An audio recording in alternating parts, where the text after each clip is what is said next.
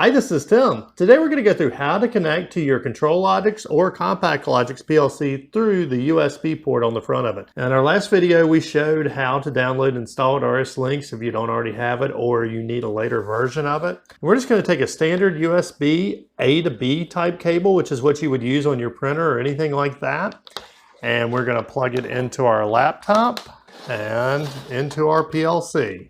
And almost immediately, you're going to see this USB port come up and this virtual backplane.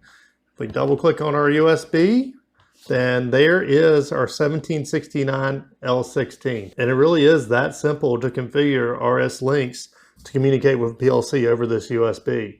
Okay, now that we have our USB configured, let's go ahead and go online with it. Now you can go right here in your controller status and go online, or you can go up here to communications and go online. But especially when you're starting out, you should go to communications and who active. One that's going to give you all of your options. It's also going to let you navigate to the correct path. So the last time I was online, I was using this Ethernet IP driver. Well, it's not there now.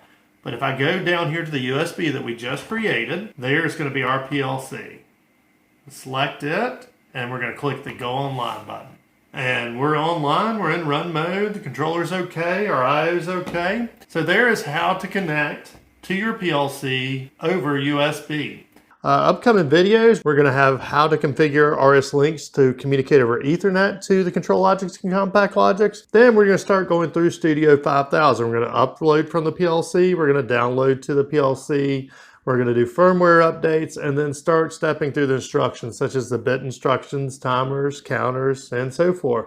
Hi, this is Tim. And this is Amber of TW Controls. We run the automation store. Hey, thanks for finding our channel. Here's a playlist with some similar videos. And YouTube thinks you'll like this video. Please like our video and subscribe to our channel. And if our videos have helped you make some money and you're not using our products, please consider supporting us on Patreon. Till next time. See ya!